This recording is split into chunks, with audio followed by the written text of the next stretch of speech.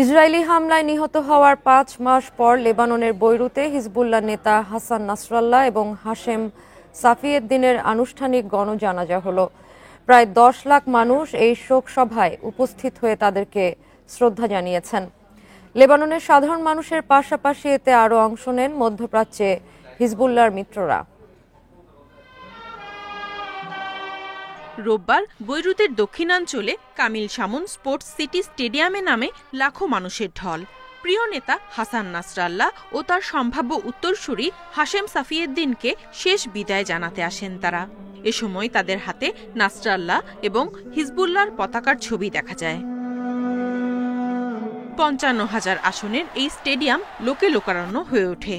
লেবাননের এক নিরাপত্তা সূত্র জানায় প্রায় ১০ লাখ মানুষ উপস্থিত ছিলেন এই শোক সভায়। এ সময় স্টেডিয়ামের আকাশে ইসরায়েলি যুদ্ধবিমান উঠতে দেখা যায়। ৫ মাস আগে ইসরায়েলি বিমান হামলায় নিহত হন হিজবুল্লাহ নেতা হাসান নাসরাল্লাহ। তবে নিরাপত্তার কারণে তার প্রকাশ্য জানাজা বিলম্বিত হয়। অস্থায়ীভাবে তাকে ছেলে হাদির পাশে সমাহিত করা হয়। সে সময় মার্কিন সমর্থিত যুদ্ধবিরতির অধীনে দক্ষিণ লেবানন থেকে ইসরায়েলি সেনা প্রত্যাহারের জন্য তার সরকারি শোকসভাও পিছিয়ে দেয়া হয়।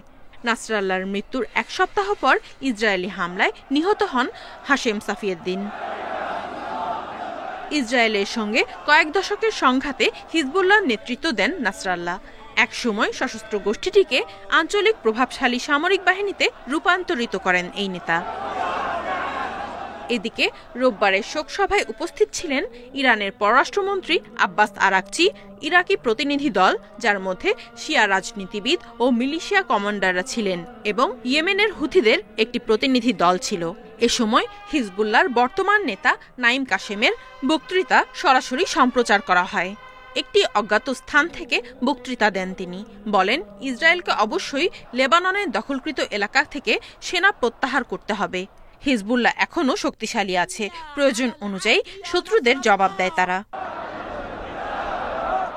গণজানাজার পর স্টেডিয়ামের বাইরে শোভাযাত্রায় অংশ নেয় লাখো মানুষ। পরে বৈরুতের বিমানবন্দর সড়কের কাছে নাসরাল্লাহকে আর সাফিদ্দিনকে তার নিজ শহর দেইর কানুন এন-নাহরে দাফন করা হয়। Nadia Tabassum, independent news.